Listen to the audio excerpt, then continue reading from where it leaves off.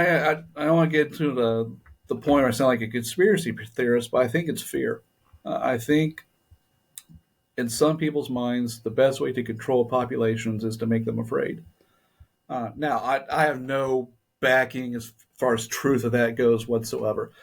I'm just looking at it from a psychological standpoint. You want people to make themselves feel safe. You want people to be, to kowtow and follow suit with what you say.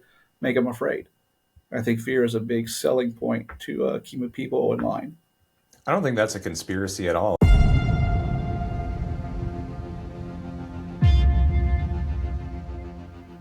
Hello, and welcome to the OFFGRID Podcast. I'm your host, Patrick. And today, my guest is Mark Linderman. He's the founder of Disaster Initiatives. He has decades of experience in emergency management, and he teaches those skills at several universities across the country. Mark, how are you today? I am Peachy Patrick, and thanks for having me on. It really means a lot. Excellent, of course. Something I always like to do is start off with your origin story. Tell me what got you started, what sent you down the trail of emergency management, and how did you get to where you are today?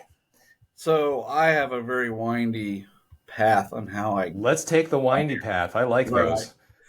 So my background actually is in film production. I went to film school at Southern Illinois University, did my internship in Hollywood, and I was Hollywood bound. And got out of film school, and I had sent, I don't know, 100 resumes or so out to Hollywood, and not a single one of them came back. So that was kind of discouraging. What was your goal in film? What were you trying to get into? Any kid who gets out of film school wants to be a director or a producer, and that's really what I wanted to do. And when I did my internship in Hollywood, I worked for Atlas Entertainment, and they were responsible. The films we were working on at the time were Fallen with Denzel Washington. It's about angels and demons. And then City of Angels with Meg Ryan and Nicolas Cage. Really? You helped work on that? Yeah. So I got to work way behind the scenes. I mean, I was a grunt. I got people coffee. And my biggest thing that I did was write scene numbers in the script. And that was the extent. Park some cars, anything like a grunt would do. Realized I didn't like Hollywood as much as I thought. I still wanted to work in the industry. So I taught media at a high school level for a couple of years, and believe it or not, actually went to seminary in Louisville for a year. And not quite my cup of tea. So I love the ministry. It just wasn't for me. I probably was there for the wrong reasons. And decided that it's time to come home back to Indiana, and this job for a local health department opened up. Got the job, and ironically, they have a whole program built on TV production. And so for 20 years, I was a TV producer and ran their marketing program, as well as did all the public health things like restaurant inspector. I was a food inspector for most of those years until I became a supervisor. And then in that time, 9/11 happened. And for some reason, I think some of us are just wired differently. I don't know if that's a good thing or bad thing, but I was hooked and got involved in the emergency management side of public health. The CDC and State Department of Health were just throwing money at local health departments. And so I really got ingrained in all that. And then the 2001 anthrax attacks also happened. And then public health was just on fire. So at some point you made a shift from like food inspection to like these high intensity crises. When did that happen? Was that, you said 9/11 was a catalyst, or was it before or after? 9/11 was a catalyst. We actually hired a preparedness director. And so he and I became very close friends. He was a mentor to me. And then eventually he retired. I took over the whole program from there. And so I came at it from a very different perspective where, yes, there's this disaster preparedness side of it, but then I also like the educational aspect of it, which was my forte in marketing and media production. So we did a lot of public access TV shows, a lot of commercials, a lot of public service announcements, whether on preparedness or just public health in general. And so that really kind of cemented who I was in that 20-year span, and really, really solidified my desire to work in emergency management. Did some really cool training there. Went to Anniston, Alabama. It was I forget the name of the actual program, but it's the only um, educational program that allows civilians to work with bioterrorism weapons. So I got to work with anthrax and sarin, VX nerve agent, and ricin. And again, I'm kind of cut differently. I dug that stuff. For me that was a vacation. I love being in a That's an room with that unusual stuff. definition of I vacation. know it is, and my wife totally disagrees with me that would be fun. To me, it was a blast to level up in a suit and go into a room full of VX nerve agent. I mean, I was giddy.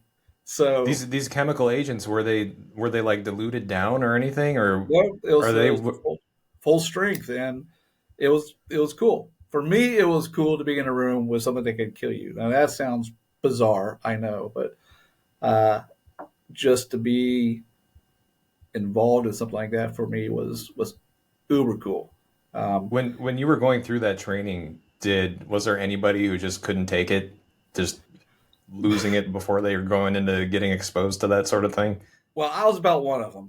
Uh, so I wasn't going. I didn't want to bag out because what happened is they take a long time to pressure fit these masks before you go in, and so that was all fine. They walk us down this huge hallway into this giant room. It had this mock-up bus or this mock-up disaster scenario. And I wear glasses. I have to wear glasses all the time. And I couldn't wear glasses wearing this mask. And so we're walking around. I got like real close to these placards that have these injectable scenarios in them. As I bent down, something snapped in my suit and something snapped in my mask. And my mask had a gap in it. And so I didn't want to tell anybody. Man, I worked so hard to get to this training. I did not want to be that guy. And so I didn't tell a soul about that. And so then here we are. They escort us into these rooms with the actual agents in them. And I figure, I'm here. I'm here already. If it's my time to go or something stupid like this, then it's my time to go. Thankfully, nothing happened. They took our blood test, before we went in, and they took our blood after we came back out, just to make sure we weren't affected. And How so, did you get out of that without getting exposed? So you had a gap in your mask? yeah, because I knew I had a gap in there because I could feel the air coming in and out of it. How I did, I don't know, but I'm still here. So I don't think my wife would Wow. be happy with me if I came back dead from that. But uh, unforgettable, unbelievable experience. And I would love to go back and do it again at some point. Fair So enough. then past that, went to grad school during my time in public health, and all my studies were directly related to emergency management and bioterrorism. And within the end of that spiel, I started teaching at different universities, and that's what really, really, really hammered it down for me. So I teach at probably about 7 different universities on public health, emergency management, bioterrorism. Those are my fortes. And in pandemics, it sounds really weird, but I love being a good pandemic. uh, You're probably the only person who thinks that right Probably the now. only person. It really kind of sucked because right now I'm teaching high school business and media classes at a high school, and I left public health right when COVID hit, so I didn't get to really do my thing and kind of enjoy that. And that sounds really bizarre to even say that, but it was a great experience. I got to work with H1N1 when that pandemic happened, but with the grandbaby of them all was COVID. When you And said you worked with it, what do you mean by that? as far as developing programs, mass vaccination clinics, the public health response to any kind of disease outbreak is, we call them points of dispension or dispersal, where we actually vaccinate large swaths of our community, several hundred at a time. And we turn right around and do it all again, the next day or next 5 days in a row, just to make sure we vaccinate as many people as we can. Um, with that, I love me a good pandemic. I think we did COVID-19 wrong. I don't think we did as well as we could have. I think we Well, mess a yeah, lot of things up. let's talk about that a little bit because some of the things that you're bringing up here, especially the mass vaccinations and things like that, have become super controversial. Yeah, let's talk about that. What are your thoughts on that? Well, I think we did. It was a crap show. Personally, is what I think. Um, so I want to knock on public health a little bit, and I feel like I can because I was very heavily involved in public health.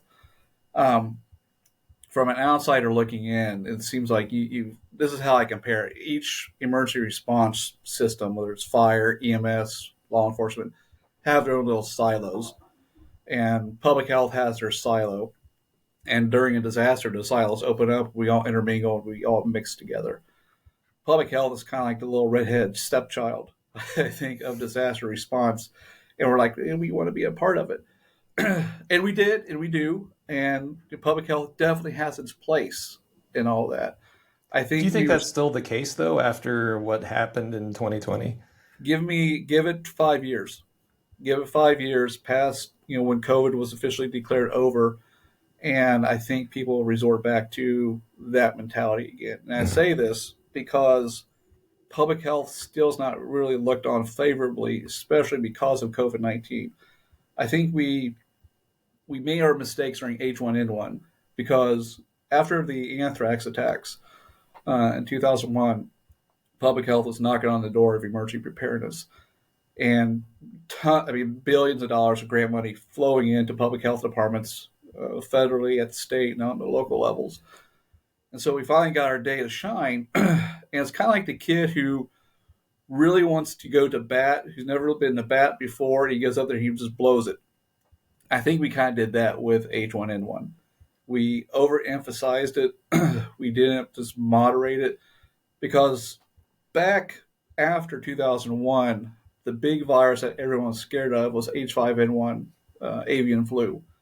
And that is a really bad virus. I mean, that's got a 50-60% mortality rate. I mean, that'll kill a good amount of people. Thankfully, we're not there yet, but all of our plans were based on H5N1, as a potential pandemic. H1N1 comes along. It wasn't quite that. It wasn't actually nearly quite what H5N1 could be. Um, so I think we overemphasized our response. So I think the world kind of forgave public health for a little bit, and then Ebola came along in 2015. Was that right? 2015. So Ebola was horrible epidemic in West Africa. It was never going to be a problem here in America. And the difference is West Africa has a very poor public health system and healthcare system. If you know anything about Ebola, Ebola is spread through bodily fluids, and that's touching of the body. That's with vomit, diarrhea, spit, whatever. And they're very hands-on when they bury their bodies in West Africa, which is why it just spread like wildfire. Well, we don't do that here in America.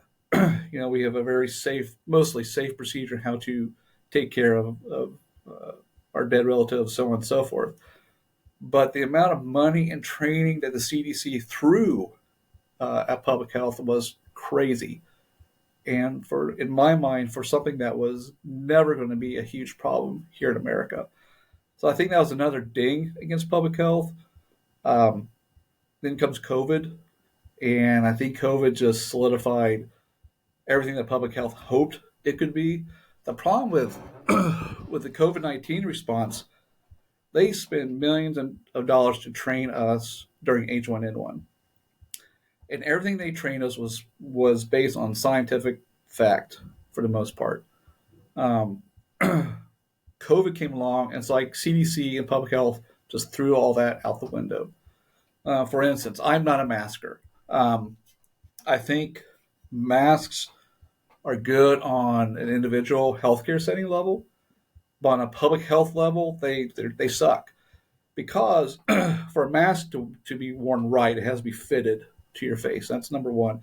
Number two, you've got to wear it right, and probably at least 6 out of 10 people had masks underneath their noses. They had gaps here on the side. They're always touching their mask. They sweat through the masks. Um, that Or if those you have a virus beard, you can't really be properly exactly, masked. exactly. And so when we're fiddling around their masks, we're also touching other stuff. And for people to think that their hands are not infected with COVID is asinine. But we regardless put all these mandates in place that you couldn't work if you weren't vaccinated, or you didn't wear a mask, or you couldn't attend an event without a mask. And I've been saying from the get-go, masks are highly ineffective because that's what they taught us. They drilled that into our heads during H1N1. And now all of a sudden masks are mandated. And so I think the question is why? Well, if you look at... Why do you think there was so much confusion about that? Because early on they said, don't worry about it. Then they're like, worry about it. There was so much back and forth. People were getting whiplash trying to keep up with everything. My opinion is, and I got to go back into my training as a communicator. As a communicator, we try to give people things in threes to do. We don't want to give them too much because it becomes overwhelming. We don't want to give them too little because, sometimes they just won't do it. So 3 is a kind of like a magic number. We see this in marketing too. In marketing, you see things in threes. It's like slogans, or like McDonald's, their slogan is "I'm loving it." Sprite is "Obey your thirst." We do this because there's a psychological impact where we have to have things in threes. So H1N1, it was stay home if you're sick, get a vaccine if it comes along, and cough into your elbow, sneeze into your elbow. Just those 3 things, and wash your hands. And so, in my mind, what's harder to do? Have people wash their hands all the time and do it effectively, or wear a mask? And I work at a local high school, and the amount of kids I see not wash their hands after they leave the restroom is like blows my mind. So I think hand washing is a harder thing to get people to do. Masks are easy. And I think on a community level, those masks are ineffective because we don't wear them right. And we're always fidgeting with them. And Johns Hopkins University came out with a study last year, and a congressional report came out just a few weeks ago saying what we've always been taught before, that masks prove ineffective to contain the virus. And actually probably did more harm than good, especially to younger kids who never saw a human face for a whole year of their life. And I saw that happen. It's tragic because these toddlers are looking at people wearing masks all the time, and some of them had no idea really what a human face looked like for months. So I think we really did more harm than good with the mask, especially with some of the policies that came out with businesses. So I think we botched it. I think we botched it really, really good. And hopefully, the next pandemic doesn't happen for another 100 years. They say that the worst ones happen every 100 years, according to the 1918 flu. Hopefully we won't have to witness that again, but I'm doubtful to see if we ever learn our lessons as a society. We do have a problem remembering lessons, I think.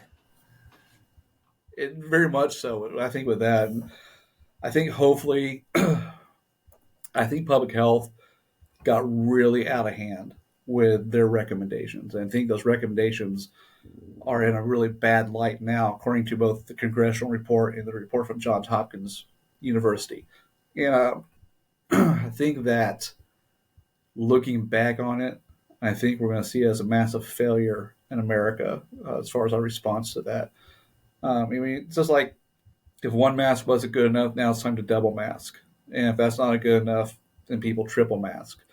And that was policy. That's what drove me nuts. That was policy. And the policies that came out of COVID just make no sense to me whatsoever. Knowing that what we knew back then, and we knew it back then, we knew what to do, and we just didn't do it. We doubled down on mistakes.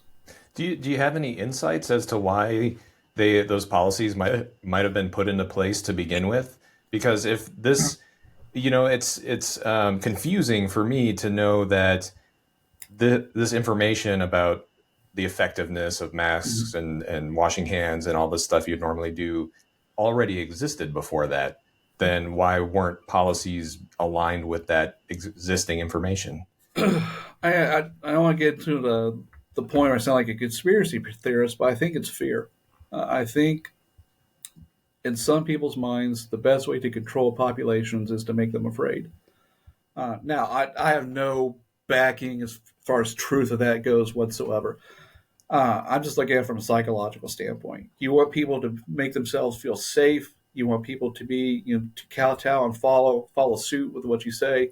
Make them afraid. I think fear is a big selling point to keeping people in line. I don't think that's a conspiracy at all. I think you see that in the news cycle Yeah. all the time. I mean, Mhm. everything's led with kind of a fear-based tone. Yeah. I mean, marketing, or as far as marketing is concerned, I tell students, two big things that sell in marketing are sex and fear. And there's a lot of that goes around for both of those. And I think if you want to sell a product, then make people afraid of something.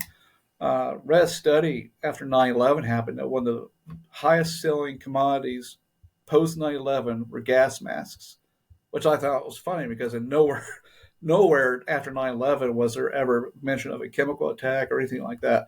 I mean, we talked about it, but nothing was ever made relevant that was even true. But gas masks were some of the biggest sellers after 9/11, and the question is why. I think because we as a society we feed on fear, and we make a product out of it. Perfect example is COVID. First thing that flew off the shelf was toilet paper, and it was a tough commodity to come by. I mean, I remember paying $3 for a single ply roll of toilet paper. It sucked.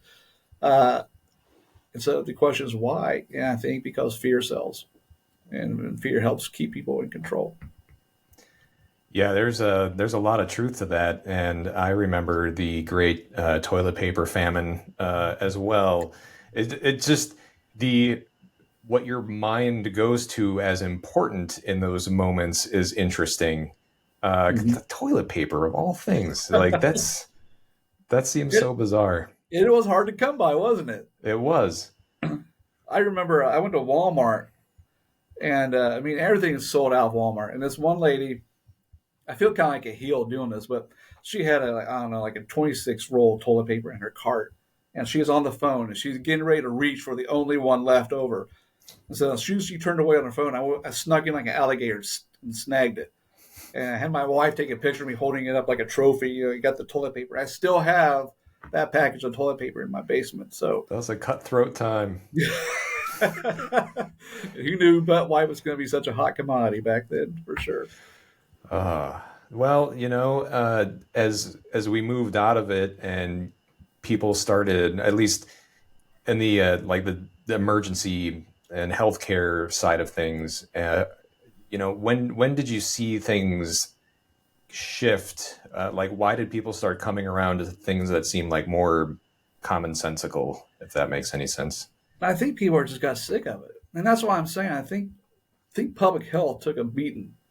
Um, Definitely not during the beginning stages of COVID. I mean, you want to stop a party, you start talking about disease outbreaks. That's when whenever I got together with friends or in a social setting, people would ask me, ask me what I did. I tell them I work for public health, and love studying pandemics and bioterrorism.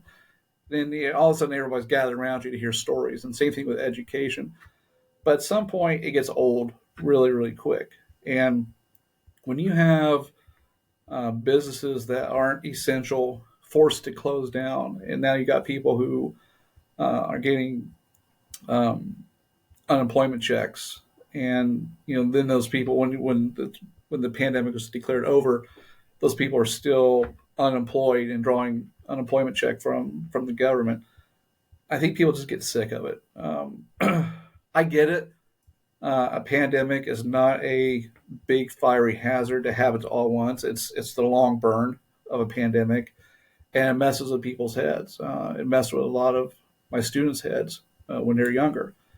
Not being able to go out and do stuff. I think people start getting the revulsion or the revolution mindset that they're going to revolt against the government. Um, I think people felt slighted by our Let, government.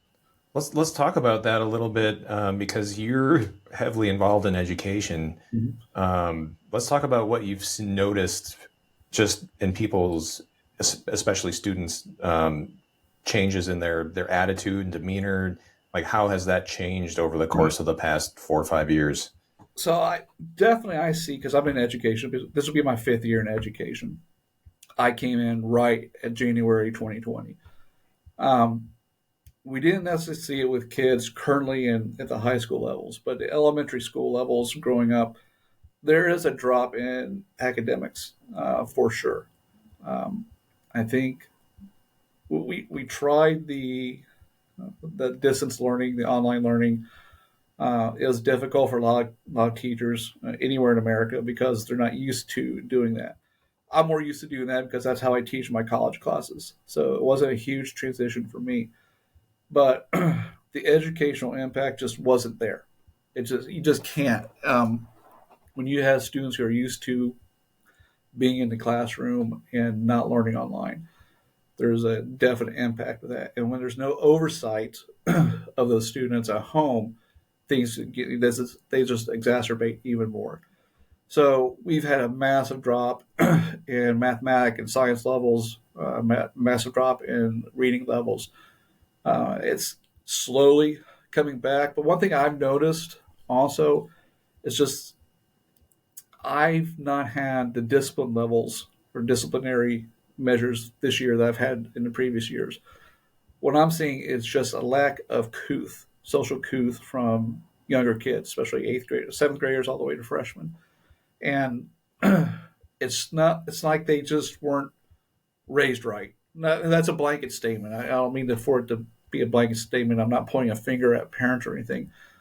But when parents are at home because they're forced to stay home, or they're at work and their kids are forced to stay home and someone's got to watch them, that family connection just isn't there like it was or should be. And because of that, I think we're raising a narcissistic, entitled generation now.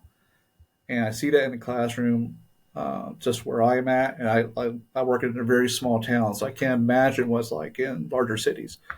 So I hate to sound old, but I'm starting to get to that point. I'll be 50 this month, where I'm kind of worried about the future generations of America. And it's not their fault. It's my just personal belief. It's our government's fault. It's our government's fault for putting those measures into place that really, I think, did more harm than good, especially to our younger generation. So I think we're going to be paying the penalty for that for a while. Yeah, I can only speculate, but it seems like a very complex situation because Very complex. I think we might have been heading in that direction anyways, just with social media and electronics and cell phones and smartphones and all that stuff. And it sounds like maybe the whole COVID pandemic just kind of was like strapping on a jetpack and just boosting that situation, further ahead really fast. And I would say, as far as usage of phones and social media, there are massive addiction levels to phones in the classroom. Indiana just passed a law. It's a law. I don't know how we're going to enforce it, but it's a law where it's illegal for students to utilize or use phones during lecture times in classrooms. Now, that sounds fantastic, but how are you ever going to enforce something like that? Um, Kids are highly addicted to their devices, and to the point where I could tell a student to put their phone away, they put it away in their pocket, and 5 minutes later, it's back out in their hands. And it's disturbing to me. And like, I want to point a finger at myself too. I mean, I'm used to my phone, and for some reason, I have it attached not literally to my hip, but I can't watch a TV program without also surfing on my phone. I don't know about you, but for me, and I see that with a lot of adults, I'm thinking, what the heck are you doing, dude? Put the phone down. It's not going to help me do anything else and enjoy life anymore. And so I also, when you go to a restaurant, you see families or couples, and they're sitting down in a booth and they're on their phones the entire time. They're not talking. They're not communicating. It's disheartening to me. And I think just with issues like situational awareness, they're in jeopardy because we're raising a generation of adults and children to be narcissistic and entitled and just want to escape life all the time through a device. And I share some plausibility in that as well. I'm not going to say I don't. Thankfully, not to the degree I see other people. But I think it's an issue. I think it's an issue for especially American society. I don't even think a lot of people are aware they might have. I mean, the way you're describing it almost sounds like a drug or alcohol addiction, Mm-hmm. and you come up with excuses of why you wouldn't. Well, I could stop any time, but but I like it. Like Yeah, it sounds like a drug and alcohol it problem. is. And I think it Um, releases the same levels of dopamine as crack and sex. I think any kind of addiction level is always going to be high no matter what the avenue is. Uh, I Since I teach marketing at my high school, I talk about the psychological effects of social media, and there's a documentary on Netflix called the I think the social not the social agenda. I had to think about this. Um, it's just about the whole usage of social media and how it's warped our society. And at the end, I can't remember who the guy was. He worked for Twitter or Instagram or something. They asked him what the short term outcome of this addiction to social media is. He says civil war. And if you look at our society today, we're in a more polarized society than we ever have been in America. And the media, I think, is front in the front leading that charge, telling people what to think and what to believe. And we are very polarized because, and you remember when you were younger, we just had like CBS, NBC, ABC News. There were no cable channels. And I think in the invention of cable, when we came out with what I call very polarized news stations, whether it's CNN, MSNBC, or Fox News, I mean, they're all guilty of it. I'm a conservative guy myself. I'm not going to tune in to CNN or MSNBC. I'm going to align my programming with what interests me, which is going to be more Fox. So I'm not, I think all news stations are right in some ways. I think they're all wrong in some ways. And the problem is, we as Americans, we don't look at the overall picture of news. We look at that stuff and those avenues which really pique our interest and that which we align with. And that's a problem in America. We don't get the total news from any avenue at all. And that's scary. And I think that's what that guy in the documentary is talking about. We don't listen to each other. We don't talk to each other anymore. I heard somebody recently refer to social, like instead of calling it social media, we should just call it interest media, Yeah. because that's what has been, that's what's being funneled to us now is just what we want to see, or just Mhm. things that reaffirm our belief system and things like Yeah. that. The documentary, remember what it is. It's called The Social Dilemma. Great documentary on Netflix. And anybody who watches this gets a chance to see it. It'll scare the hell out of you. Just talk about how we are programmed as people, as a culture, and that we are not the users of social media. We are the product. We are the financial product of social media. We are sold as people based on our likes and interests. And just the fact that social media avenues or platforms can detect your next move before you even make it, and then they end up sending you marketing efforts, no matter what level it is, towards you, just to get you more ingrained into that platform. It's scary. It's really scary. And the advent of AA and large language model, or AI and large language models, is just compounding that even further. Oh yeah, I'll be I'll be the first to admit I'll use AI. They're actually teaching teachers how to use AI for lessons, or how to create lessons, um, and that's fine and good. I mean, I use things like Chat GPT, which is common for a lot of people to use. Um, but at some point, when you're reading something, you have to start wondering: is that person's original thoughts and ideas, or is that AI's thoughts and ideas? And I think the fact that we live in a culture today where we don't really know what's true, especially in the media, that scares the crap out of me a lot. What do you think people can do to, I don't want to say fight against it, but protect themselves from things that may not be true, or see through the fog of uh, all this interest stuff flying at them 24/7. That's a tough question, and that's that's a long haul answer, I think. Um, Boy, we are such narcissists. It's hard for us to see past ourselves, I think. Um, I think if we all, because that sound crass, if we all just took the stick out of our rear ends and realized that we're not all right and we're not all wrong, and we actually can sit down and start having logical discussions with each other, I think that's step number one. I think as far as social media, I mean, you can't put that toothpaste back in the tube. It's out. You can't restrict it because that goes against our constitutional rights. You can't stop it. So my only mind is, what I try to do with my students: raise them up, train them to be responsible social media users, and paint the realistic picture of what social media actually is. It's not. It's really not there to help them. Um, I tell kids all the time that if you do studies on Facebook, especially with teenagers, specifically teenage girls, that depression and suicide rates go way up after they've been binging on social media for an hour, 2 hours long. And that's because we see the false side of people. I tell kids is what you see on social media isn't true. You might see people with nice cars, you might see people with, going on fancy vacations and all this really cool, nice stuff. And you see, especially for girls, you see this picture of what a perfect woman should look like, and they don't measure up.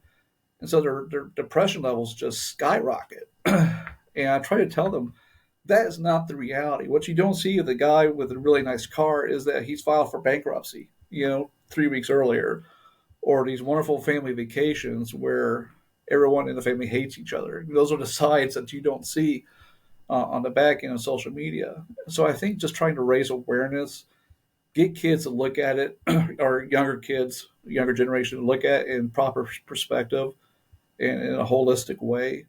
That's the first step, I think, past us just sitting down and talking with each other about just issues. We don't talk about issues anymore. Instead, we read about them on social media. And then, you got people who are just pissed off all the time because that person said this thing and I don't align with that, so they must be evil. And it's so easy for us to throw stones over social media rather than sit down and actually talk with each other, um, just to be human. And I think that's a hard thing for a lot of people to do. Yeah, the empathy and the truth goes a long way. But if you can have that or broach that conversation, something I've noticed, especially in the younger cohorts, is that it's really challenging to get them to engage with you face to face Mhm. and not feel some sort of awkward, uncomfortable thing going on.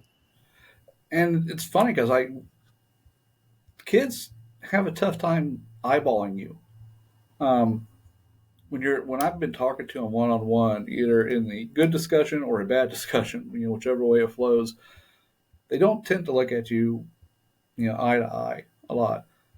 And so I try to tell kids, you are created to have respect. I mean, I come through a different lens of respect. A lot of people think that respect has to be earned. I think respect should be given until it's lost, and then you got to work to earn that respect back. Um, so I try to tell kids, you are valuable, you are important. Look at me in the eyeball when I'm talking to you, because I respect that person, that kid as a person. I don't think they get that all the time, especially at home, especially with their peers. And I see that more and more with generations as they get younger and younger, and I think that's a problem. I think it's a problem with um, younger generations having enough self-respect to actually deal with issues head on rather than just talk about them through text or social media. I don't know how to get past that. I don't know. I guess that's an open question for anybody watching this. I don't know if you have any answers, but I got that on I that. don't know. Whenever I think about this, I always think that humanity's never been in a position like this with the technology. Yeah. So it almost seems like we're gonna hit a point where you need a license to use, a smartphone, or like go through some sort of, instead of driver's ed training, like get some social media training so the dangers before you get behind the wheel, quote Yeah. unquote, of a smartphone. Um, because I the way you're painting the picture of the younger generations coming up, I mean, either they're gonna have to learn the hard way, or we're kind of screwing ourselves here Yeah. as a civilization. I guess, I guess a question I have for you is, what is the hard way anymore? Because with you and I growing up, and I'm assuming we're roughly about the same age, the hard way was our parents would teach us the lessons the hard way that we would have to learn on our own, or our peers would teach us the hard way when we weren't really paying attention to what was right or wrong. But we learned, and I don't know, is there even a basis for what is truly right and wrong in society anymore? And that scares me because I'll talk to students about ethics. I'll have a whole lesson on ethics, and I'll ask them, "Is it wrong to steal?"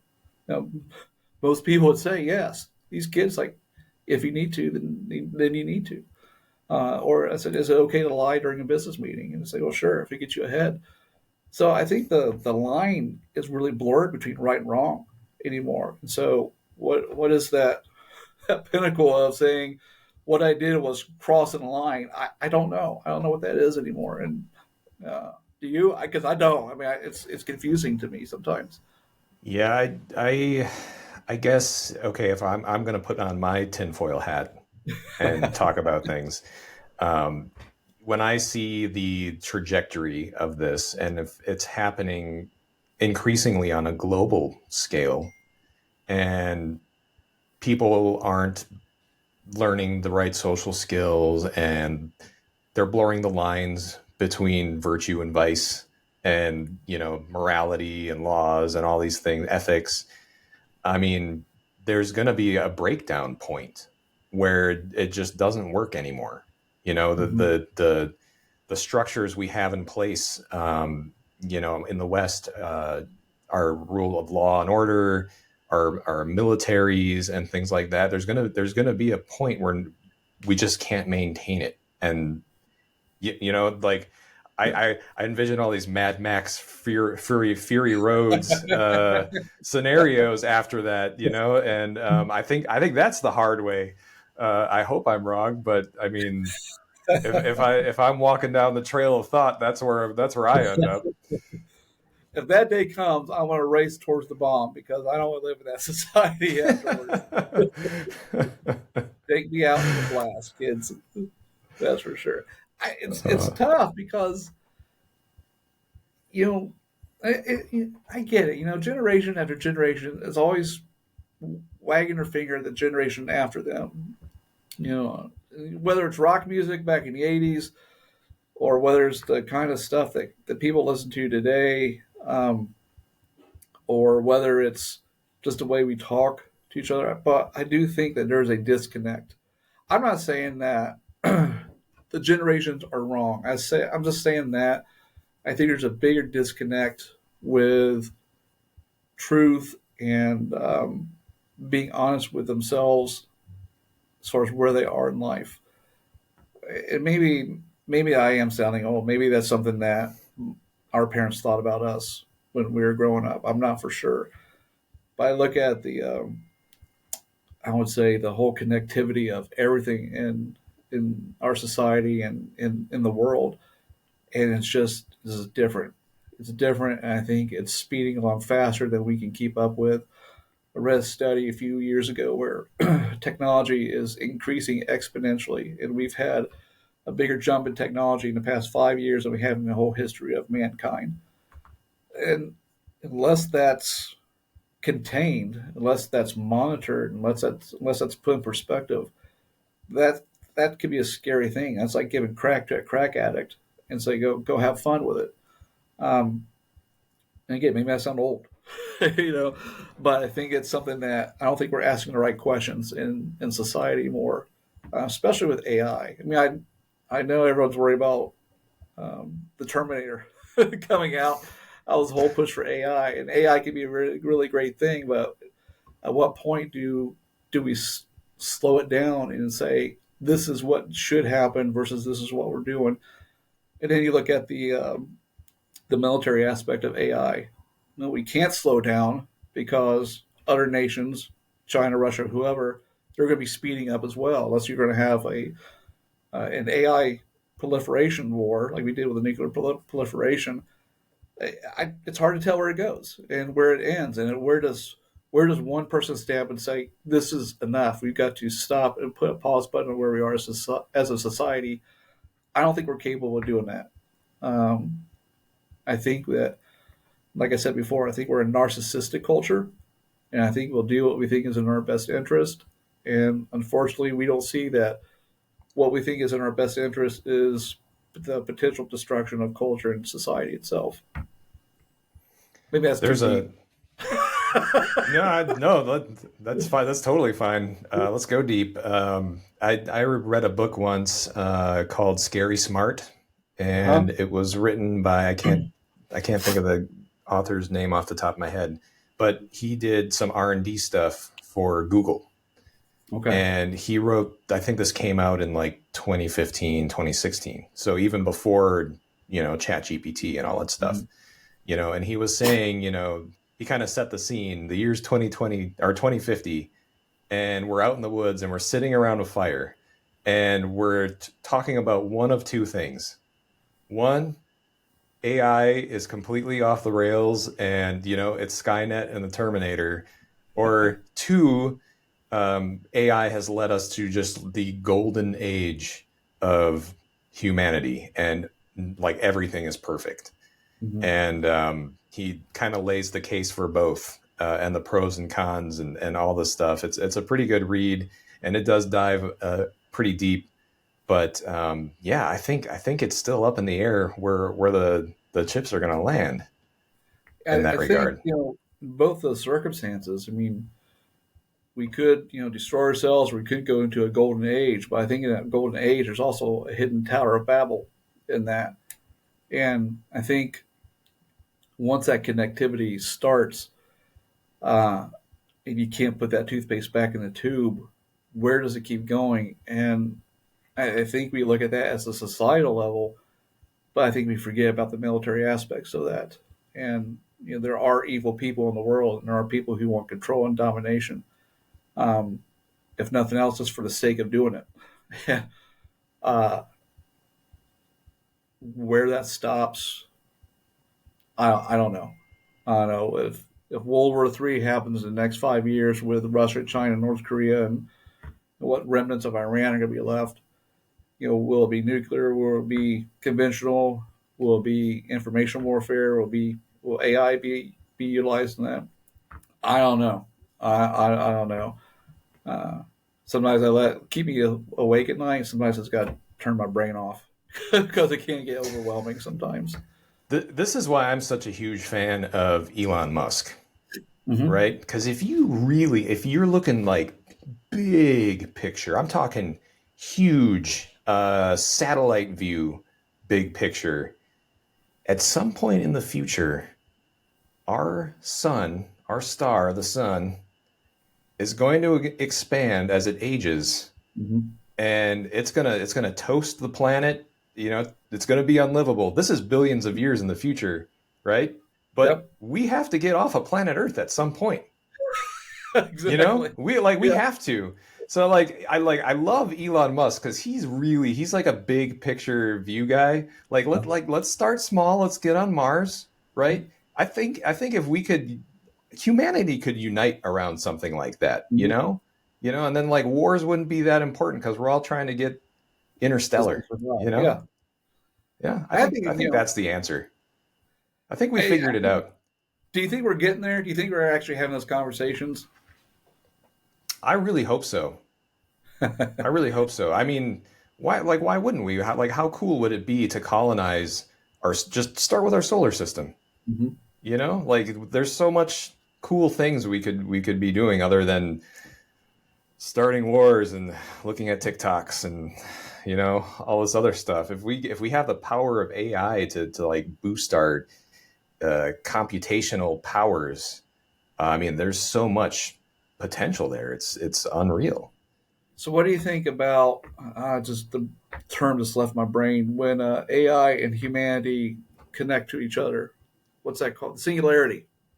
Mm. What are your thoughts I on the singularity?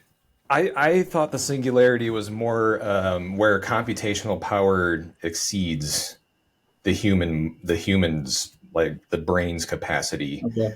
Um, and I really think if we're not there already, we're definitely going to get there. Google, I think, just announced they have a quantum computer chip I read that. Yeah. that can do in 5 minutes what the most powerful supercomputer would take like 10 quadrillion years Is that to crazy? calculate. And they're like, the reason it's so fast is it's computing in the multiverse, like it just, the stuff that we're working on is insane. I really think that I think we're going to get there. That technological singularity, we'll get there for sure. And what's that look like? Man, that's hard for me to even imagine what that even looks like. Because I remember, Uh, wow, no, go like ahead. I remember going to the music store in the mall and thinking, what are these stupid round discs? They'll never replace cassette tapes, you know?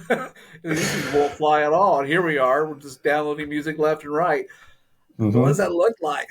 Dang on, that's like freaky cool and freaky scary at the same time. It'll be like the Matrix, and but instead of plugging it right into the back of your head, they'll just beam the information into your brain wirelessly. Like I want to learn kung fu today, and then we'll be good. What happens when we have a world for kung fu masters? That'll be a treat right there. See, Because I'm like a we've got nowhere to go but up, right? Now all the kung fu masters have to find some way to get better. That's funny. That I don't know. Maybe there's a silver lining There's got to be a silver lining somewhere. We'll figure it out.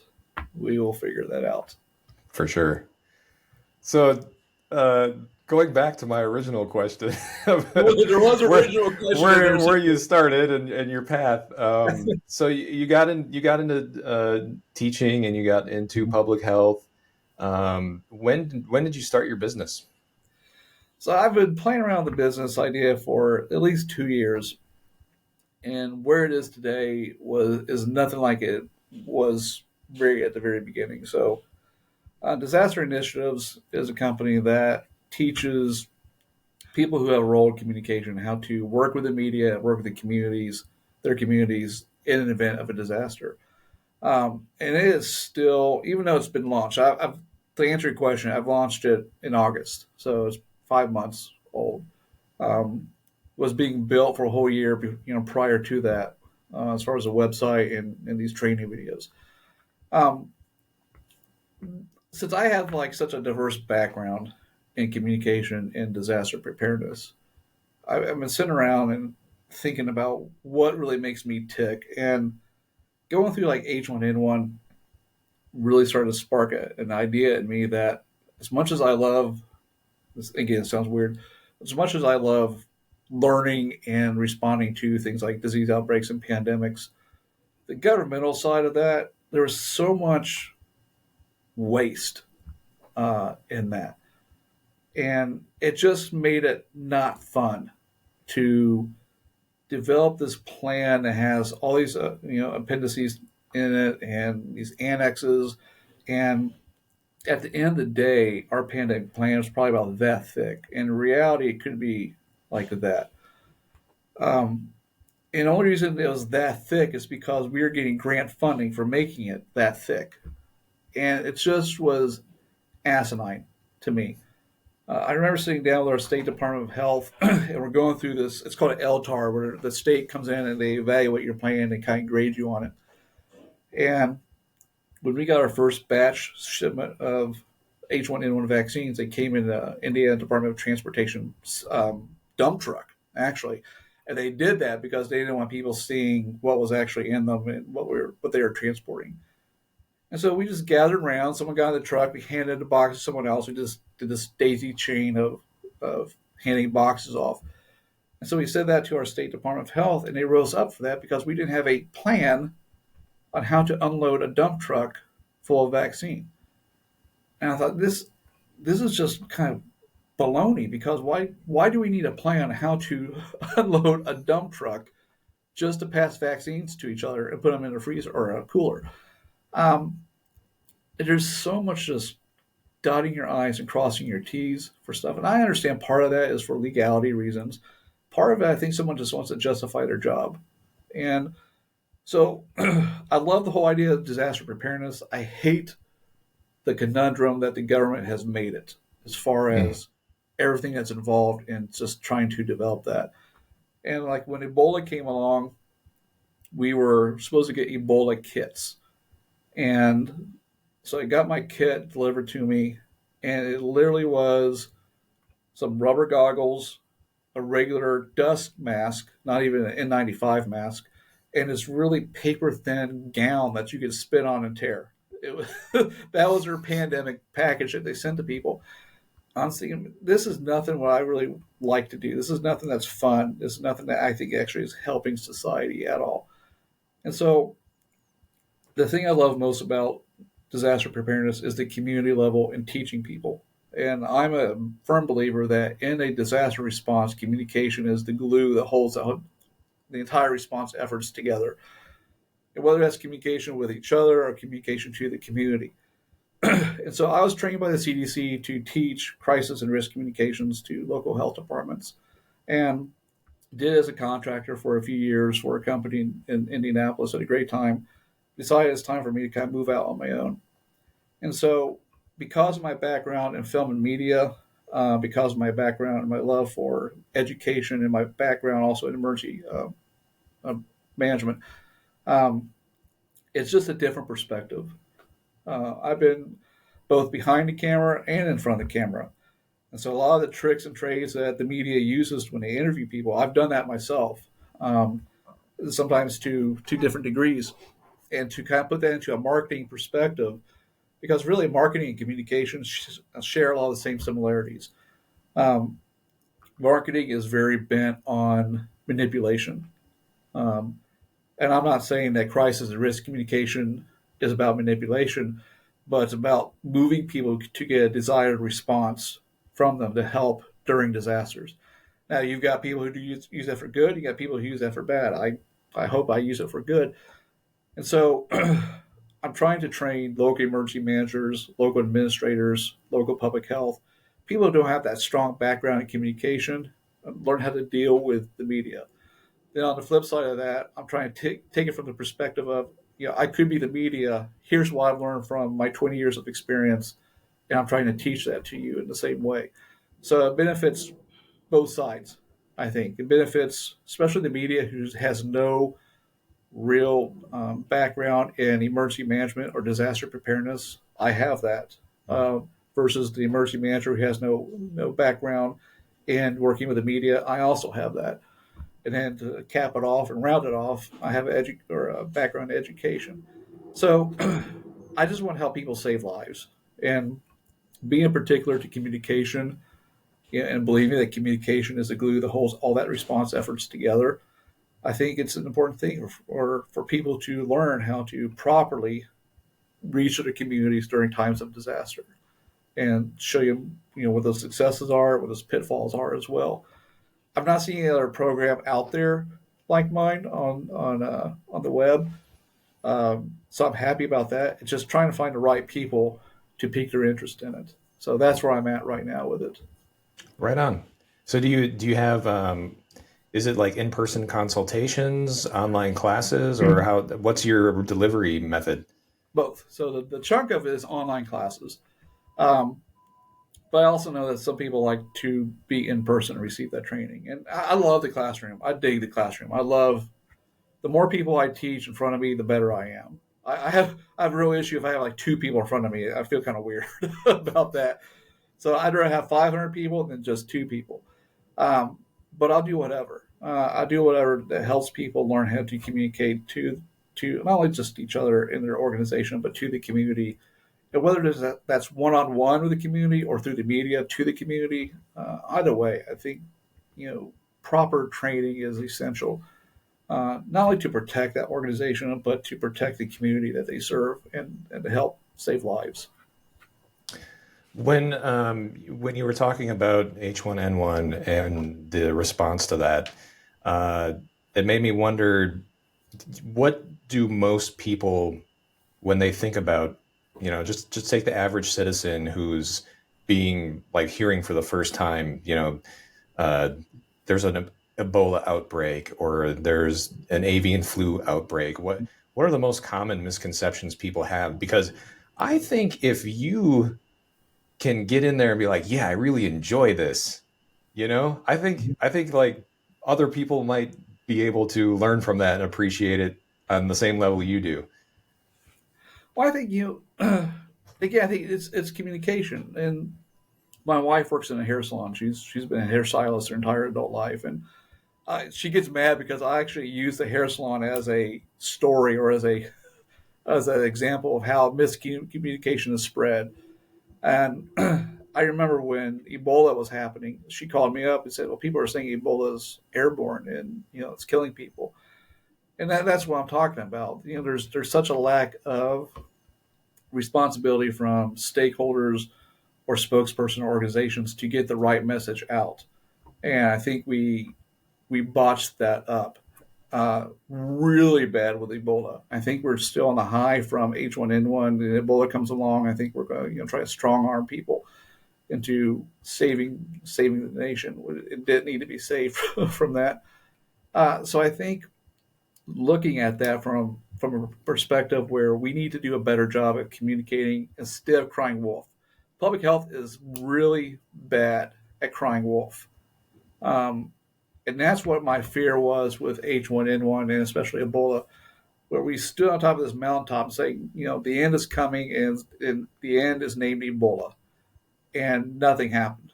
We had So, one. so if I'm listening to the news and I hear Ebola's coming for me and they're Ebola's burning the village down and killing all the peasants, uh, like how do I see through that or see it for what it is? Well, I think that's where communication and training comes into place because people should, instead of saying Ebola is coming, people should say, this is how Ebola is spread. And that might be an issue in West Africa, but we are not immune to it here, but we will not have the same issue here in America. We have two different worlds, in Yeah, those but two if countries. people aren't communicating in that way, And that's you the know, issue. if you're the average person, like how do you discern what's actually going on? And I think that's the quagmire we're in today. I hate to answer your question with a question, but I'm going to, because we as a society, or especially as an American society, American culture, we don't know what to really believe anymore. Um, just look at your inbox and your email, and you get emails from Netflix or Amazon or something, and we don't always even know if those are even real. Because I've been scammed by false Netflix accounts or Amazon accounts, mirror sites that look just like it. I think when you have a society where you don't know what to believe anymore, and instead you look to the person who shouts the loudest as the answer giver, we're in a real pickle. And I think that's where we are in society today because we don't trust our media and we don't trust our government and we really don't trust each other. So where do you get your information from? And crap if I know. Again, that's the question to your question.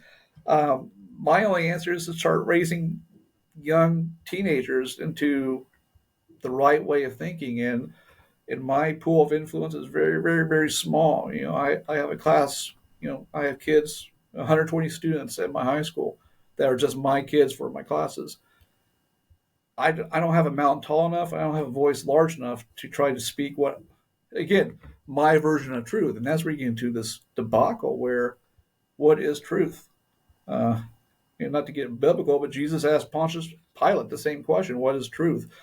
And obviously, him knowing the answer to that, but at the same time, who is the truest truth speaker in America? I don't know who that is. And so my part is to do very small percentages of what I can handle, um, and to help train people to regain Americans' trust as a spokesperson for a government organization or a private organization, what have you, or a healthcare organization. Because I think, and because of social media, we're put into this area where we don't know who to believe anymore. And so I think it's going to take some time for agencies to regain Americans' trust. And right now, the only reason we deal with a lot of agencies is because we have to illegally, whether it's IRS or law enforcement or whoever.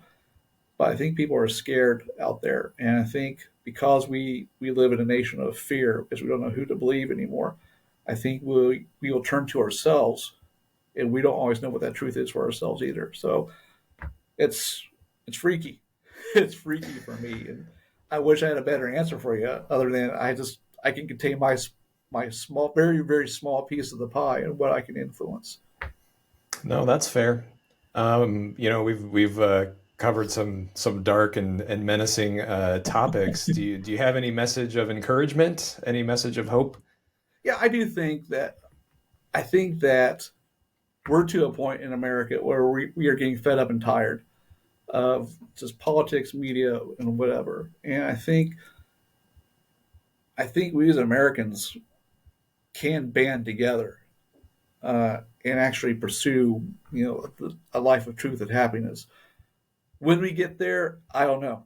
I don't know when that's going to be, but I think you're seeing the initial phases or the stages of that happening now. I think we're at a crossroads with that as well. We can either say, let's work together, or let's double down on our diversity and really go at each other. Um, I'll be curious to see where we are in 10 years with that thought. I think it's possible. I think people want to get there. I really do think people want to get there. Um, we need leaders in society to tell us, yeah, we need to get there too, and I'll help you get there in the right way. I agree with you on all of those points. Um, for anybody wanting to look up disaster initiatives and level up their communication skills, where can people find you, and where do you have a presence? So definitely, if you just go to my website, disasterinitiatives.com, you'll see all the layout for the entire course on there. I try to explain what the course is, how I'm a little bit different than uh, public information officer training. Try to get into a more psychological, holistic approach to communication, and to kind of double down on that, I have a whole series of blogs that I write about communication issues and how they also relate to disaster preparedness issues. Before Disaster Initiatives became a business, it was just like a fun blog site. So I actually would didn't know how I could ever do it. I would just cold call people like Tim Kennedy or Les Stroud or Cody Lundeen. I'll just email these guys out of the blue to see if they would bite, and some of them did. And so I got some interviews with them that I put on there a long time ago, or I actually recorded a long time ago. I just recently put them on the website.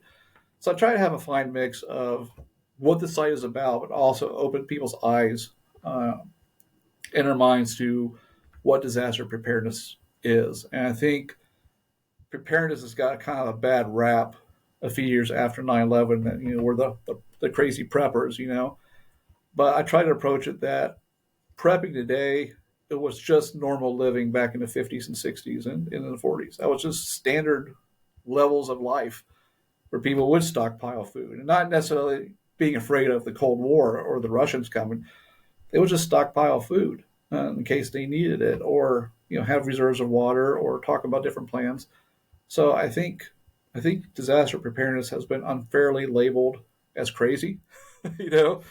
But I think trying to teach people that we're kind of in precarious times, but even regardless, besides that, I think it's just common sense living, um, and being able to prepare to lean on yourself rather than the government or any kind of other agency to help you, because you and I both know that doesn't quite happen the way we hope it happens during times of disaster. So I'm going to ask you a my final question is going to be a difficult question. We got What this is far so far. Let's keep going. so talking about preparedness and survival, what is your ultimate piece of survival wisdom for the audience? Definitely lean on yourself. Um, Being from the government, even at a local level, I can attest to this. You're the community's best interest really is at the heart of most people in the government. That's not a lie. The government is a machine, and is a big machine, and is not the most efficient of machines out there. And so when someone says that you need, to stock up on 2 weeks worth of food and water, that really should be about 2 months worth of food and water. It takes time, it takes effort, it takes some consideration, maybe takes some finances. I think if people just looked around the house and kind of compiled their thoughts, compiled their stuff, they realize they have a lot more for them than they thought. But my biggest thing is lean on yourself uh, as the sole provider of your own safety, health, and well being, and your family's safety, health, and well being. That's the big thing. And then the second part is just educate yourself. I think we allow things like the media and social media to educate ourselves for us without even directly looking for what we're even looking for. We'll just be browsing through. It's like, this sounds interesting. This sounds interesting. Rather than I have a question and I need to look on the internet at multiple sources to come up with the best answer. So I think taking ownership of your own survival, health, and well-being, and that of your family has got to be at the forefront of anybody's mind, especially in today's society. Like I said, we live in real precarious times here. And if there's talk about World War III, or more drums are beating everywhere else, or we're talking about AI taking over the world, or what have you, it's all there. It's all there. It's all in motion. Where it goes, I don't know. But as someone who loves preparedness and loves to help people prepare for themselves, just take ownership of it. Take ownership of it and take responsibility for yourself, and realize that you got to do it on your own. That people are not going to be there to help you the way you want and the way you hope. That's phenomenal advice. Thank you so much for joining me. I love I'd have you back anytime. I love it. I love the invitation. I'll always be here. So I dig talking about this stuff, Patrick. Nice.